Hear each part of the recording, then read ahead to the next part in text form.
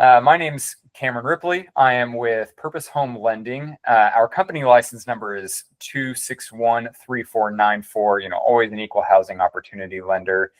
My personal license number is 231 4695. Gosh, I have so many numbers in my head. We're licensed in a lot of states, specifically right now, California, Texas, Colorado, Alabama, South Carolina, and Florida, although we can do business purpose loans. So for people buying investment properties in any state. We do have quite a few other states that we're bringing on board, just waiting for the license to get approved. But yeah, I wanted to go into it. This is a Building Wealth with Real Estate seminar, virtual seminar online. I like to do these every so often because I feel, I was a real estate agent for several years. I'm also a real estate broker, but got my mortgage license because I felt it was a lot easier to help people in probably the most complicated part of the transaction other than negotiating. My biggest thing is that a lot of times I found my clients were purchasing properties without thinking of it as a business transaction. With our companies, we like to remind people that, this is a business transaction. You should think of whether you're buying a house just to live in it, or a condo or a townhouse, or you're looking at it as an investment property for tenants or whatever it might be. Please look at it as your investment. Look at it as this is a business transaction where I'm really going to be able to grow wealth, whether generational wealth, whether it's just wealth for yourself in the future and you have something to leverage from. Everyone has something different that drives them, that motivates them, their long-term goals, their short-term goals. Some people, it's just the American dream to own a house, and that is what their dream is. But really consider your dreams, your goals, and what future you may have, right? I've worked with people who want to start their own business or currently have their own business and are looking to get business funding in the future, which we can help with business funding. But a lot of times it's so much easier when you own your own house. So people who will buy houses just because in a couple of years they'll have a lot of equity and they can use that equity towards a business purpose loan and really help grow their business. Other people, they want generational wealth. Some people want passive income. Some people are tired and sick and tired of their landlord constantly increasing rent and never fixing anything. They're tired of living in properties that are run down and beat up, but they're not able to do anything to fix it because it's not their property. So why would you fix a property you don't own and the landlord's not taking care of it? So they'd rather just live in their own house and own their own house. So whatever the goal is, I really want anyone, especially if they're on the call or watching this recording. Once again, we got people on Zoom and a couple different links through Google Hangouts. So I apologize for all the different links. It was very complicated, but really write down your goals and think about, hey, what are my big goals? What are my short-term, my long-term? Do I even want to focus on generational wealth with real estate? It's crazy. I don't know where we've got people, I'm pretty sure in almost every state listening in or watching recordings. I'm in California. People complain all the time about people leaving California and having cash and buying all the properties in their towns with cash. Even in my part of California, so I'm in the greater Sacramento Valley, we get a lot of people from the San Francisco Bay Area, sometimes LA, who are coming and paying cash for our homes. And, we're hearing, oh, there's 5 offers and, my clients will offer well over the list price. And then they come back and say, we chose a different offer. And I always think, what the heck, how? And they said, we got a cash offer that was way over. I think, wow, that's impressive. Who has that kind of cash? And it's a lot of times people who built the generational wealth from higher priced homes in those areas.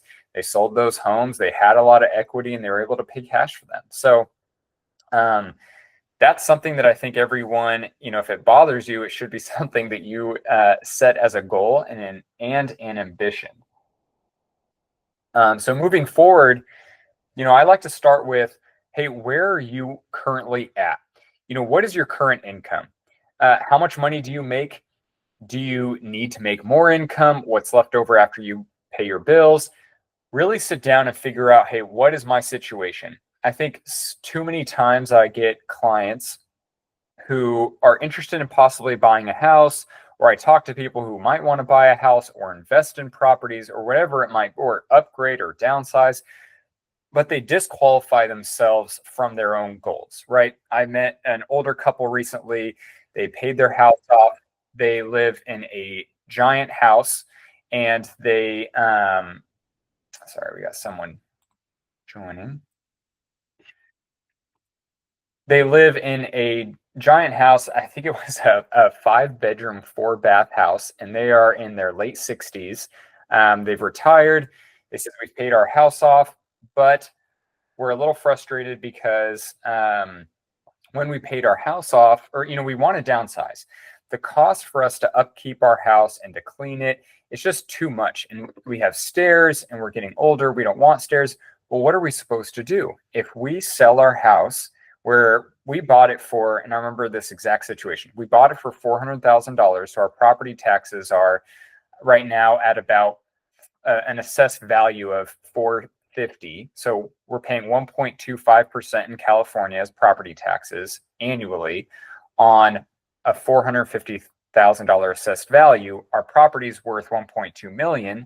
We would like to sell it and pay cash for something else. But the problem is, if we pay cash for a single story property and we move in, the problem is in the areas we want to live in, those properties are selling for $600,000 to $700,000. Now we've almost doubled, or a little less than doubled, our property taxes. So we're not going to sell. We'd rather just deal with the stairs, which is risky at our age, but we'd rather deal with the stairs. And I said, but you do know you can transfer your tax basis to that new property, so you can keep paying your assessed value property taxes. That way you're freeing up real estate. They created this law so you have the ability to do that, so that other people can upsize their properties, and it's the cycle of real estate. And too often people have it in their mind that they are disqualified from their goals or whatever they might be, whether it's income, credit score, down payment, whatever it might be. I would just sit down and write out your current situation and then schedule a time to talk to an advisor to see what options are available for you. It is crazy right now with interest rates as high as they are, how many lenders are coming out with all kinds of different programs and loan products, and they're really trying to get as creative as they possibly can without, just giving a loan to anyone, but making it as accessible as possible. So no matter what the situation is, whether your credit's absolutely terrible, whether you've got amazing credit but really low income, there's probably something available for you. And if not, people like me are there to help you. I hear so many times people saying, well, I just don't want it to have my credit pulled, my credit affected. Now, don't get me wrong, there are a lot of mortgage companies, a lot of loan officers who just pull people's credit like you wouldn't believe. I mean, I've met other business owners who own their own mortgage company like me, and they say that they have a monthly bill of $3,000 to $5,000 because that's how often they pull people's credit. That is ridiculous. I do not want to pay for anyone's credit if they're not ready to buy a house. So we don't do that. Now, if someone has no idea where their credit score is at, we might spend $12 for a soft pull on one credit source. So it does not even affect your credit at all, but then we can see something. We can see what's going on. I've seen where people swear that their credit is terrible and it came back at 700. I've seen where people had no idea and it came back at 580, and they found out that a family member had stolen their identity and racked up debt, but we knew people who could help get that removed from their credit after 2 months, and they went up to 680, and they qualified conventional with down payment assistance and bought a house with little to no money out of pocket.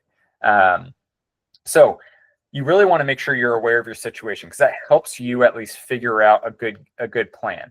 If you're someone who has hopped careers a lot, maybe you need to stay at your job just for a little bit longer so that we can count your income. Whatever it might be aware of your situation. How do you currently save money? Where do you put your money in? I know people who are very high income earners. They don't really save a lot of money, but when they do save money, they put it into a savings account. Instead, I've taught people, hey, if you are wanting to really wait 2 years, put it into a Fidelity money market account or something like that, because at least it grows faster than a savings account or a checking account. where you're only getting, I don't know, I heard recently one was 0.2% per year or something like that. Whereas a Fidelity money market account, it might be anywhere from 3 to 5% per year just on your money sitting there. So why not, use that towards your advantage? If you're looking to invest in real estate, but you only own your house and you have no idea how to invest in real estate, you don't have enough money saved, maybe you have a lot of equity in your house. Me personally, that was me. I had started businesses, and so I didn't have a lot of money saved, but I owned my own house, and I would put money into my house, which increased the value. So I had equity saved, and I was able to leverage that equity to buy investment properties. That's a whole nother story. And we're going to get into examples with that. The other thing I'd say is really be aware of your time and your availability.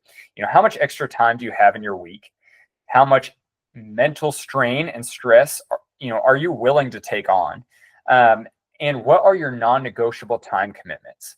The reason why I like to ask this is, I've met people who want to add on Uber or DoorDash or whatever it might be to bring in just a little extra income to help, with the down payment or closing costs or whatever it might be. However, they've got kids or they've got these time commitments and they're just unwilling and they become very frustrated. And I'd rather you not get frustrated. Add on what you feel you can add on. Same thing, I was a business owner and I'm trying to run my business, which is a huge time commitment. And I had a brand new child at the time.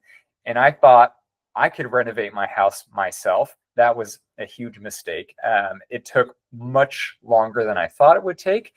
And I was not as good at it as I thought I was. So just be aware of that. Be aware of how much time do you really have, because me putting in time and renovating my house took time away from my business where I could have made more money to then pay someone else to do it and so on and so forth. If I would have talked to someone who was my advisor and there to help me game plan this kind of stuff, I probably would have avoided a lot more pain and struggle.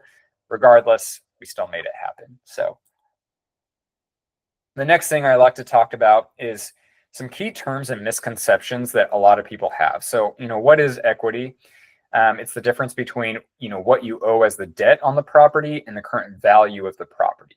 This is not free money. If you hear other seminars where they say, hey, you're just sitting on free money because you have a lot of equity in your property, there's no such thing as free. If I borrow the equity from my property to buy an investment property, that comes at an interest rate, that comes at a cost. Sure, I could sell my house and now I have money from my equity. However, I still have to find another place to live. So that puts me in another situation. So there's always going to be a cost.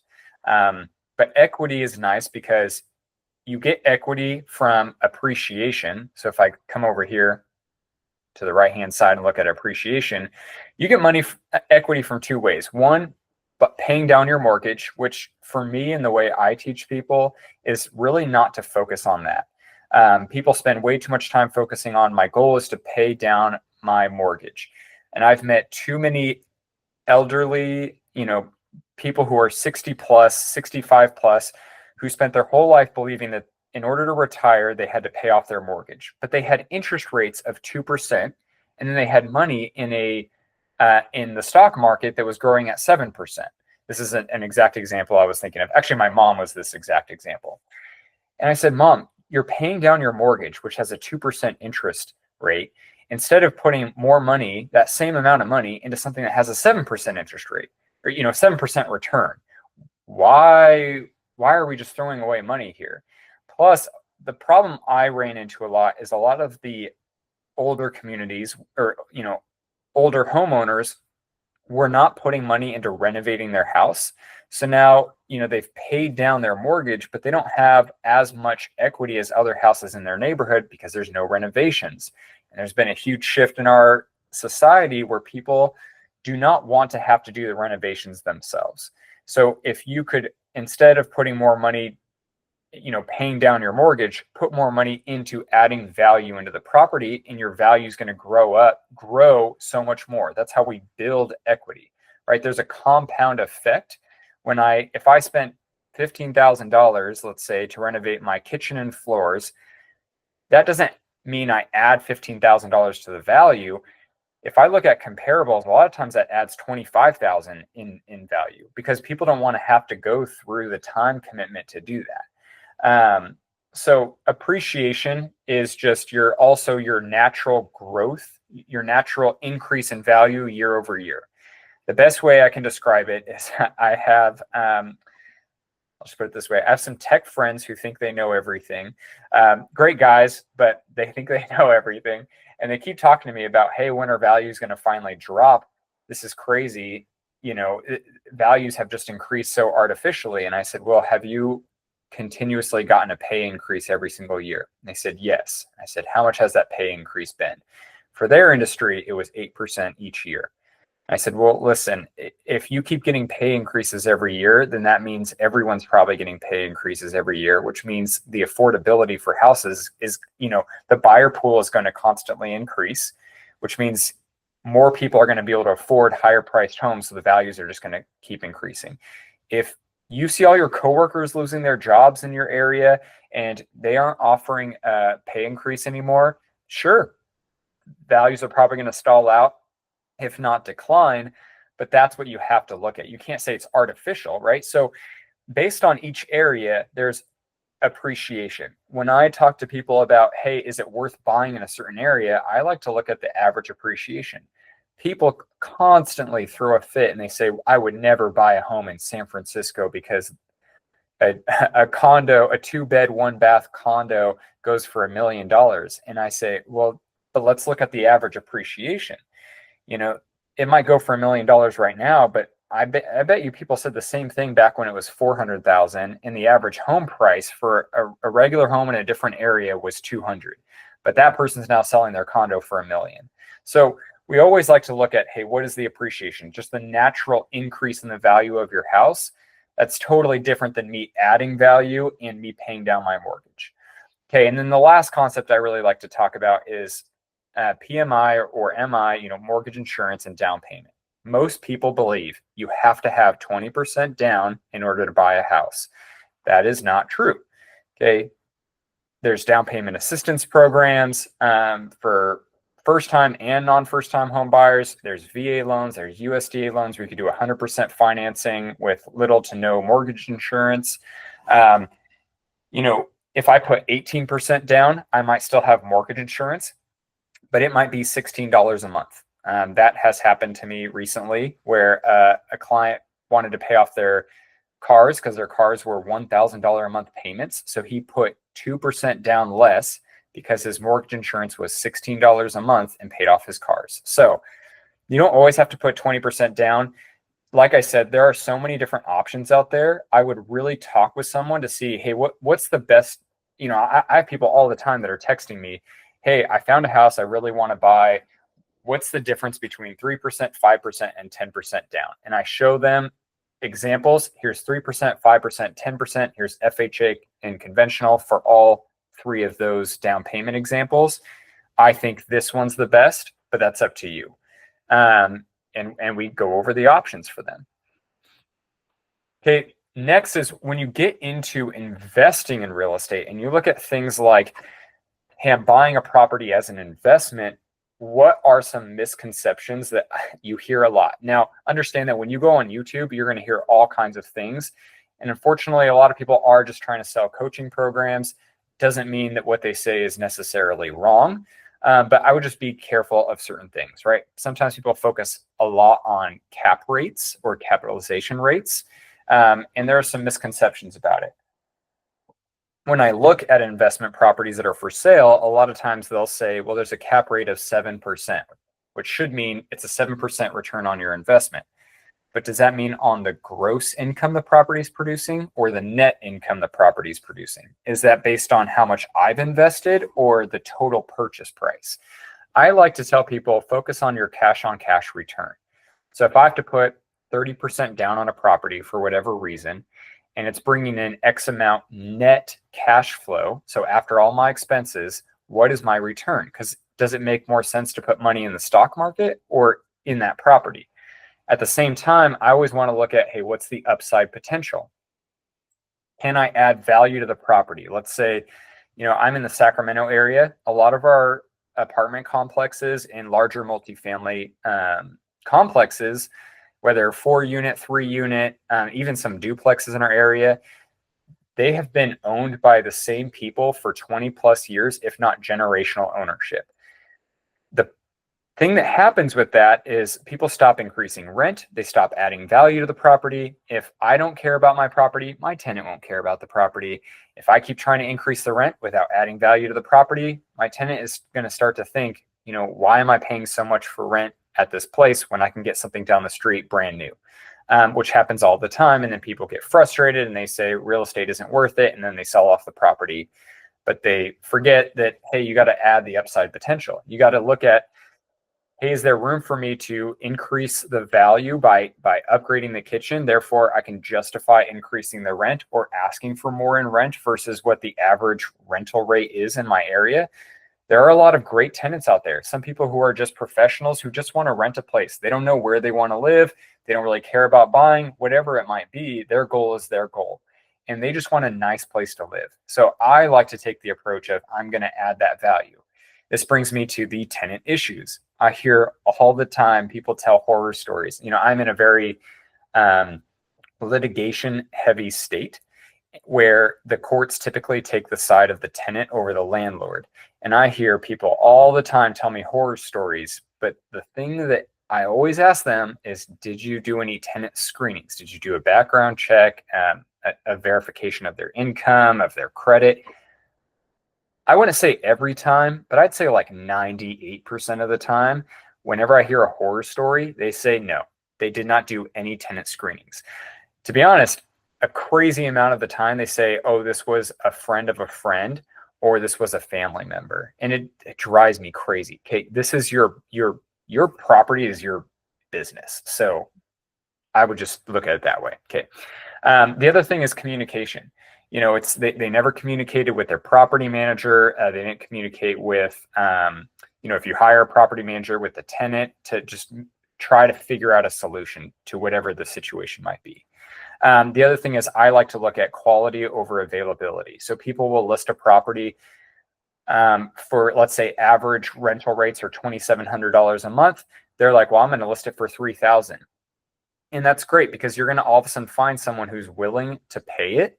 However, does that mean that they're the best quality? So I'd rather do $2,600 and know that I have someone who's really going to take care of my property, because what ends up happening is that person who spent $3,000, if they lose their job or whatever it might happen, and I didn't do a background check and realize that they have been evicted from a lot of places, whatever it might be, I might put myself in a position where it's going to cost me more in the long run than $100 extra a month. So make sure that you're looking for quality, right? You still have to keep in mind fair housing laws. And people are very afraid of that. They say, hey, there's a lot of new landlord laws coming out. The new landlord laws are pretty basic. You can't increase rent more than 10% per year. 10%, that's a huge increase. So, and same thing with a lot of eviction laws. I mean, people dramatize it. They're really not as bad as people think. So the other thing I like to look at is it really passive income? I'm not going to sit here and say owning an apartment complex or a multifamily property is super passive income, but it depends on your level of what's considered passive. I can own 5 single family rental properties, and, I might get 2 or 3 repair requests per month or every other month. I'd say probably every other month, depending on the property, but that's less work than my job.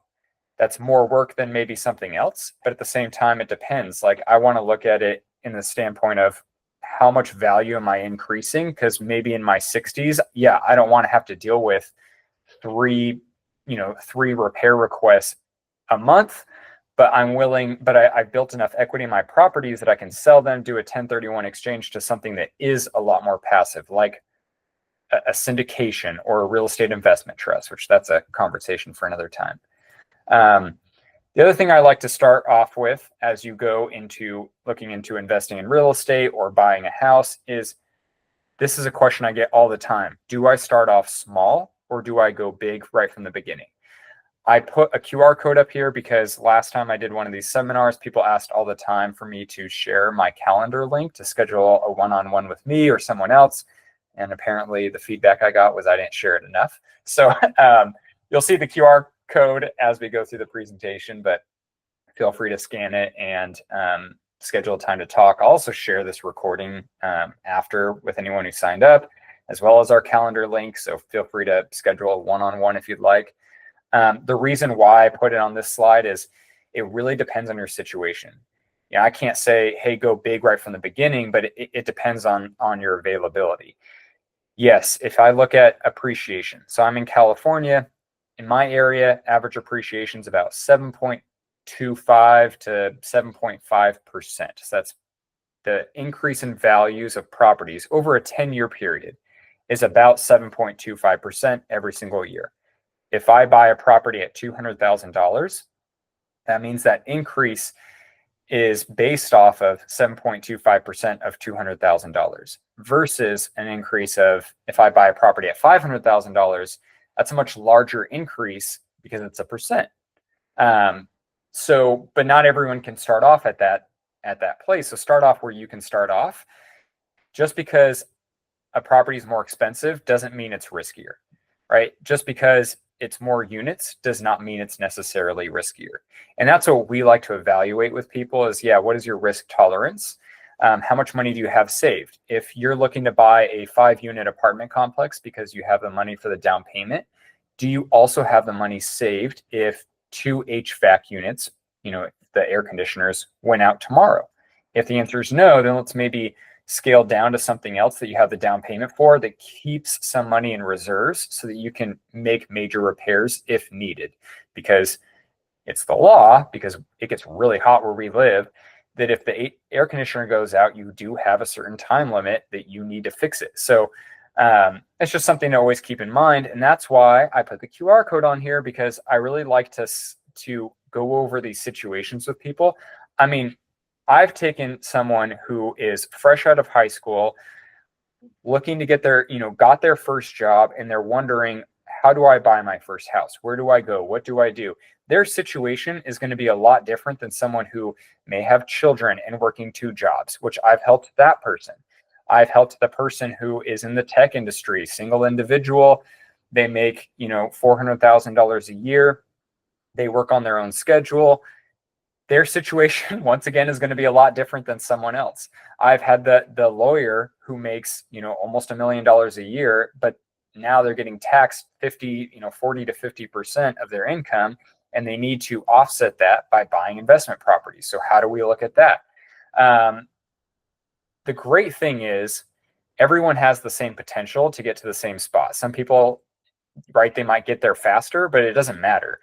We can help anyone scale up to a point where they hit the same goal as anyone else. So I like to go over very briefly, in conjunction with scheduling a time to talk with us. Everyone's situation is so different. There are so many different loan types that can fit any situation. You have conventional, where you can put 3% down, 5%, 10%, 20%, depending on your area. You can do 100% financing. You could do down payment assistance with a forgivable down payment assistance program, or no interest down payment assistance, but sometimes that's based on income limits in the area. There's a USDA, which is, more agricultural, rural areas. There's VA loans for veterans. There's Section 184. There's all kinds of different loans. There's Hometown Heroes in Florida. Oh shoot, what's the one in South Carolina? I'm forgetting the one in South Carolina. There are ones that are, if I'm in one town moving to another, anywhere else in the United States, I get a special purpose credit. Why? I don't fully know, but they do that.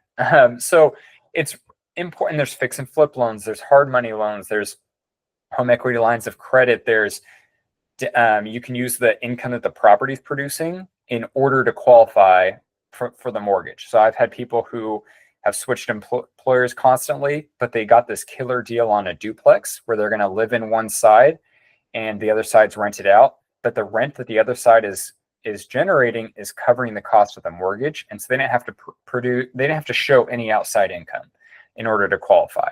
I think the one I'm thinking of specifically, we just had to count $500 a month towards their income, which was easy to do. So there's lots of options. that's why I would really schedule a time to talk with us and go over the best option for you. Transitioning wealth, transferring wealth, how do I grow my wealth? Once again, I'm going to go over a couple examples of some properties that are currently on the market or were on the market, and kind of how we evaluate them. But remember, there's equity gains. So I can grow my equity not just by paying down my mortgage, but by values going up or me adding value to my property. Appreciation and adding value. I like to focus on an area that has certain growth, right? I get a lot of people who are very interested in investing in real estate, and for some reason, everyone has it in their mind, I got to go buy the multifamily that's the cheapest, dirt cheap in America. That's the property I want to buy. But here's my thing is,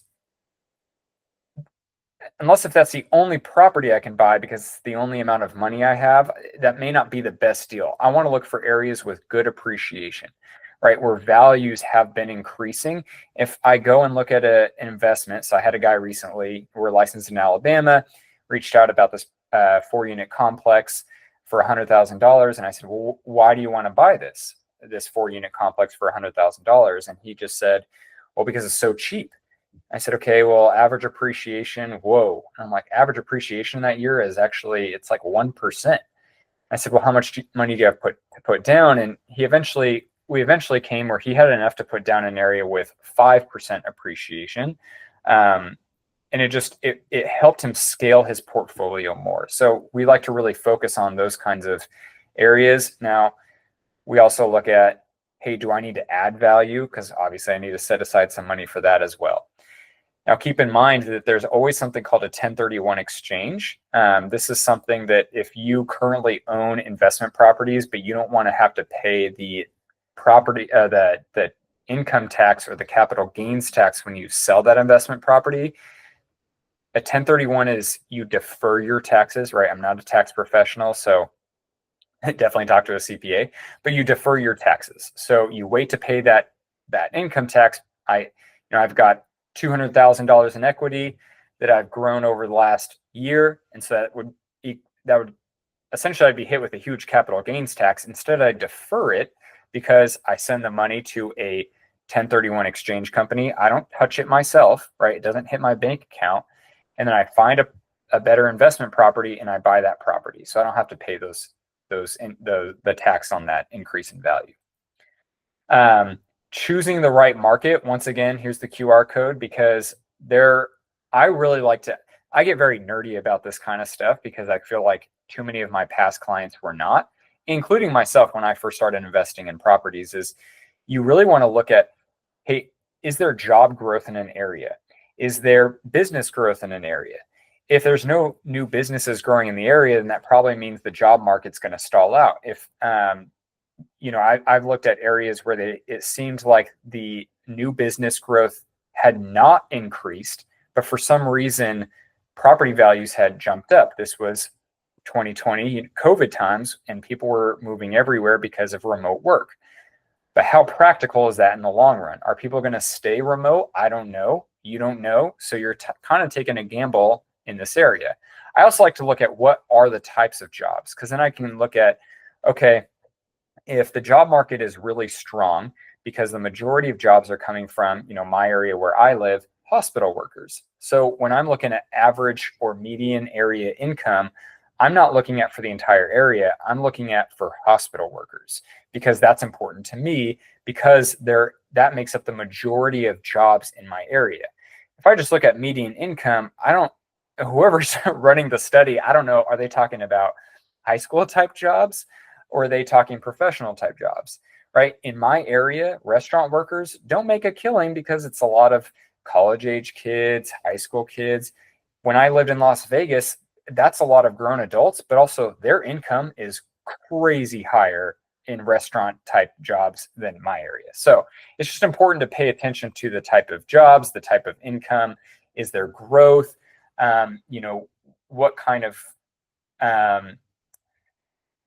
What kind of things about the community attract people to that community? Is it award-winning schools? Is it nightlife, right? If I look at nightlife, maybe I want to focus on a job industry where The general employee might be a little younger, whatever. I want to be careful of fair housing laws. You don't have to get too involved with it. What I have found is anyone who does a little bit of research on an area, you're doing what 99% of people don't do, and you're probably going to be set up for success. So I wouldn't worry about it too much. I like to go a little above and beyond because why not? Helps us plan a little bit better. Okay, I wanted to dive into a couple properties just to give some examples. Now, remember, your situation can be totally different, but sometimes people will look at a property and say, oh my gosh, that's $384,973 I have to spend. No, let's look at it in a realistic way. So this is 963 North Newton Street, Denver. I think this just went on the market. It looked like a beautiful flip. It's a 2-bed, 1-bath, 695 square feet. For some people, that might be big, it might be small. Once again, we're talking about what are your goals. If I'm looking at a house with a backyard, there are a lot of people and because my brother lives in Denver, we're licensed in Colorado. I lived in Colorado Springs when I was in the military for a while. I know that people like to have a yard. An apartment complex would be similar in square footage, but you don't get a yard. And so there's a huge value in this yard, this driveway, this huge driveway. Plus, it looks, from the pictures, it looks really beautiful. This is what I like to focus on is if I'm using a VA loan or I'm getting down payment assistance or whatever it might be, and I may have to come out of pocket nothing, right? I'm a first-time home buyer, I use a first-time home buyer program, or I'm a veteran and I do 100% financing, that's zero down because I'm going to live in it. If it's an investment property, you can put 10% down, but realistically, that comes at such a high cost. That's a whole nother conversation. So usually you're putting 20% down at least. If it's just a straight up investment, you have no intention of living in it. Otherwise, if you're a first-time home buyer, you could do 3% down. So that's $11,549. There are a lot of times where people have close to that, or they have enough of that, or, half of that, and they're able to get a gift from a family member or their employer, a gift to cover the rest of that. You could do FHA, so that's 3.5% down. If you're not a first-time home buyer and you're not using an FHA loan, then the minimum down payment would be 5%. Minimum. It comes with mortgage insurance, right? And everyone's situation is very different, so I got to be careful. But that'd be $19,248 a month, or sorry, down payment. 20% down. Here's your 20% down. I always like to actually show the numbers because people a lot of times just focus on the asking price. I like to put the asking price versus the list price because remember, what they're asking doesn't necessarily mean the actual price that you could get. If it's been on the market for a month, ask for something less. Ask for a credit to cover closing costs. You don't come out of pocket anything. You got to come out of pocket your down payment unless if you're able to do 100% financing, but there are other closing costs. Okay, average appreciation in Denver, and I did this over a 10-year period. It's a little wonky because they've had crazy increases. I think their job market has really been increasing, but I just put 8.24%. That seemed to be kind of a middle ground, lower number. So by year 2, the value of your property, just keeping it the same, right? This is already renovated, so I would just try to maintain it as best as you can. It's $416,694, right? Obviously, you might be able to add more bedrooms, bathrooms, living area. I don't know. I wouldn't worry too much about it unless if you have a lot of cash. Year 3, you're looking at $451,030. Year 5, $528,422. So it depends on what your goals are. I meet people all the time who say, well, it's just me. I just like having a nightlife. Well, how about you buy this property? If you're planning on being there by year 5, maybe you want to upsize because you just want a bigger property to host your friends, or you have kids, or your family member is going to live with you, whatever it might be. If you buy this property because it's the right square footage now, don't worry about, hey, what if in 3 years I need a bigger space? Well, then sell it. Look, you've got an increase in value. When I like to do these planning sessions with people, I like to look at it as when you buy this property, don't worry about, okay, I'm going to buy this, I get this appreciation, and I'm going to save this much per month. versus renting, and that way I have an extra money to put down on the next house. Just spend the money to keep the house updated and clean and well maintained. If you're a higher income earner, then obviously you can save more money. But I would just focus on appreciation, right? If my goal is in 5 years, I'm going to be more established in my career and I want to really start investing, then maybe I'm going to sell this property, or I'm going to do an investor bridge loan, and I'm going to use the equity to buy my first investment property. The average rents in this area are pretty high, $2,800 to $2,900 per month. Average increase is about 5% each year. So my thing is, if you're buying this as an investment property, it's a decent return on your investment. But the nice thing about single family or, residential homes where it's just one unit is it attracts a lot more buyers. So even if I'm buying this as an investment property and renting it out, I'm going to still have pretty high increases in value over the next few years, because when I go to sell it, either I'm going to sell it to an investor or I'm going to sell it to a home buyer. But regardless, my buyer pool is much larger. So therefore, my value is going to increase a lot more. Here's one that I liked that it took me forever to find. But Tampa, Florida. So I picked Tampa, Florida because they have a really good and increasing job market. This property, they're asking, and actually just did a price reduction. They're asking $560,000. It's 2 houses on 1 lot. I like this one because people like to have separate houses. A duplex is nice, but you have a shared wall. You also have a lot of land, and that's what attracts a lot of people. So if you can separate it with a fence, they get their land, they get their land. It's going to increase the value a lot more. Once again, if you live in one house and rent out the other, you can buy this as a veteran with no money down, 100% financing, or other down payment assistance programs. Florida has this Hometown Heroes down payment assistance program if your employer is based in Florida, but they have certain periods for it. But 3% down, $16,800. So 16th. Look at this. If you're a first-time home buyer buying this, don't look at it as I'm spending over $500,000 on a house. No, I'm spending $16,800 as a down payment. Maybe I can get them to cover the rest of my closing costs. Maybe I can't. Rent, though, is $55,002. Or well, if I'm renting out one of the units, eventually, if I were to sell it, or I were to just move into something else later, 6 months later after I moved in, my annual rent for that area is $55,200 a month, because these are renovated units. The reason why this one specifically has not sold yet is because it's not currently renovated. So you have to qualify off your own income. Now, if I'm an investor and I have 20% down, I may want to look for a property that's already cash flowing something, so I don't have to count my own income. Maybe I'm a business owner, which this is true for me. I'm a business owner. I deduct as much as I possibly can for my taxes. So when I'm buying a property as a business owner, they look at my net income. If I'm a W-2 employee and I work for someone, they look at my gross income in order to qualify for a loan. So maybe for me, I write off a lot, so my net income is very little. But when I look at a property, I want it to be cash flowing a good amount so I can qualify off the income that the property is producing versus my own. Plus, I can get better interest rates versus just buying it as a straight up investment. But also, there's room for this one to get a better deal because it's not currently rented out. So your buyer pool is less. But look at the increase in value. So this is what I like to look at.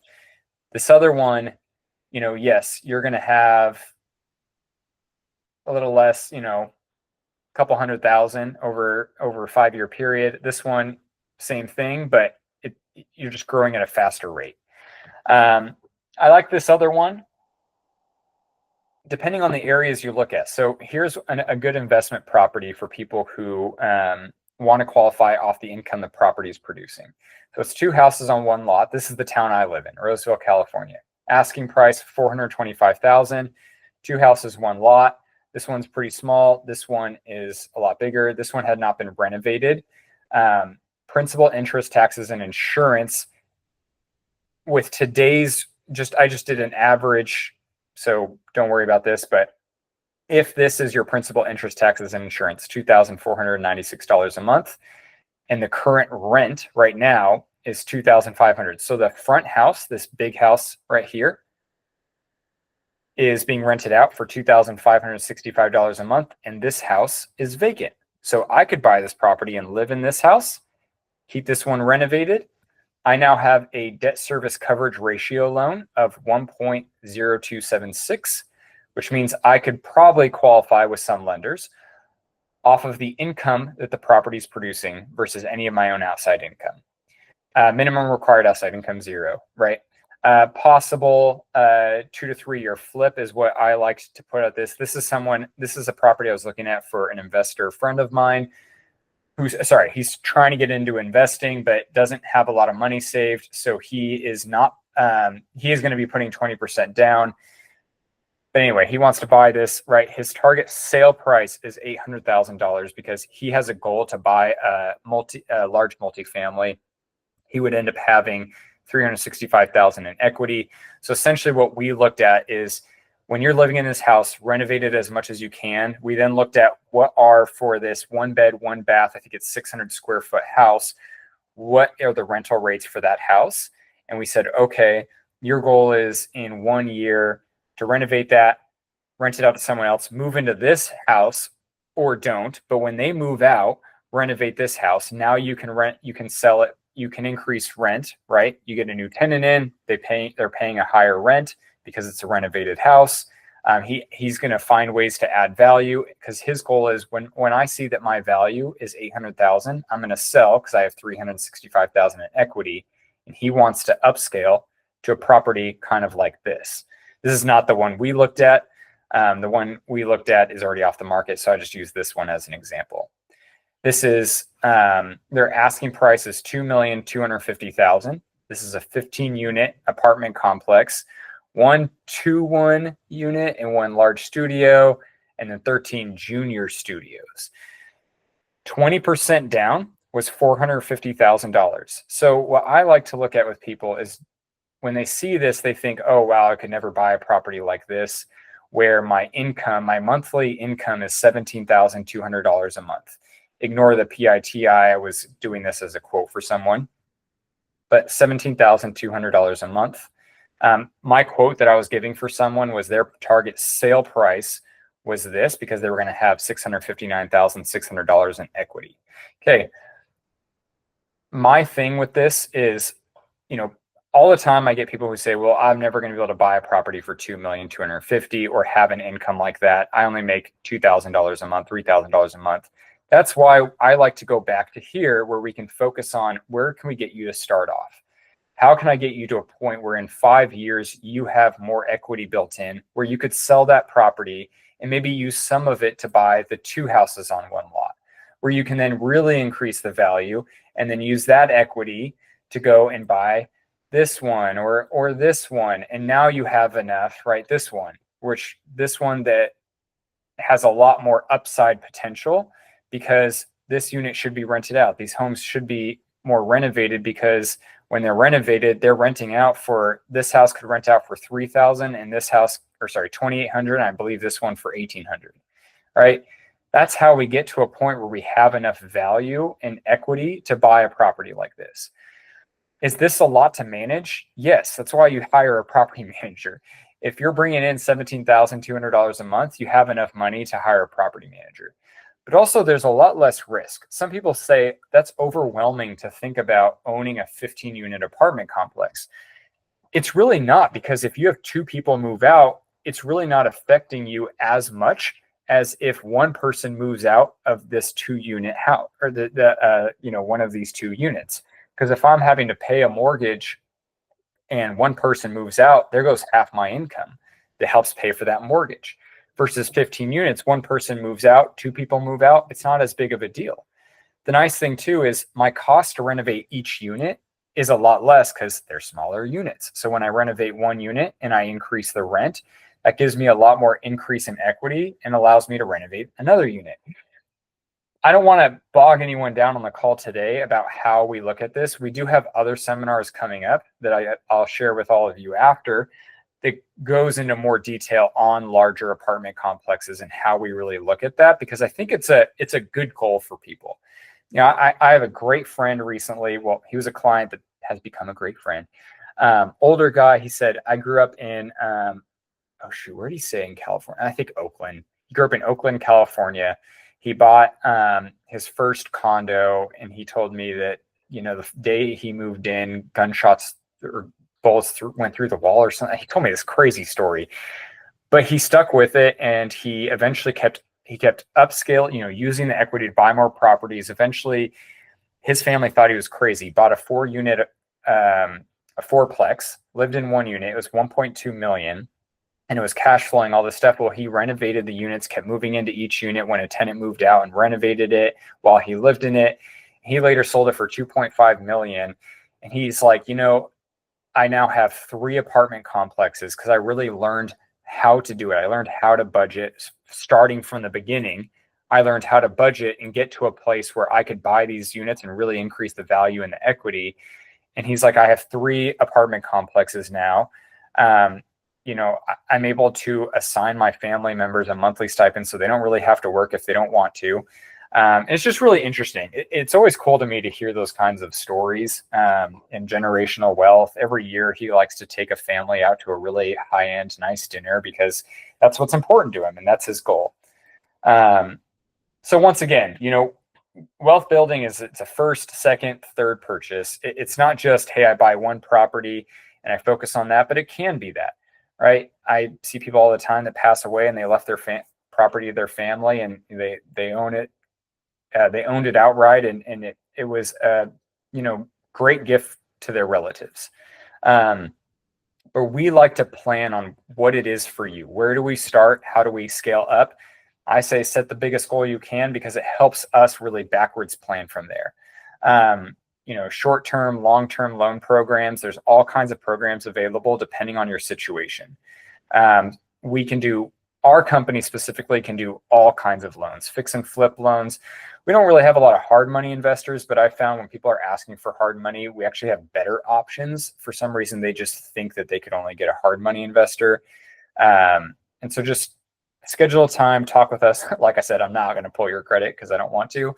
But also let us shop for your products for you. If someone has I think we have someone has a question. Oh, I think there's a question. But yeah, please schedule a time. Like I said, please ask any question you have from this. I'm going to send out an email with this recording. I'd love for people to ask questions. But yeah, make sure you're shopping for products. Let us do the shopping for you. I'll always give you multiple scenarios and multiple examples so you can figure out, and we can talk together about, hey, what is the best option for you? Do you want us not spend a lot of money? Is it monthly payment, or is it down payment and closing costs? Is it, is it the cash flow of the property, or is it the equity of the area or the appreciation of the area? Once again, we are really good at finding on market and off market. Just because something's off market doesn't mean it's a better deal. Sometimes on market deals are a good deal. Like, let us help you. We are constantly networking because we have to as mortgage lenders. And I like working with real estate agents because I was a real estate agent. I like working with real estate agents. There are a lot of loan officers who don't, but we definitely network with a lot all over the country and can really help find one that is your representative, not there to sell you.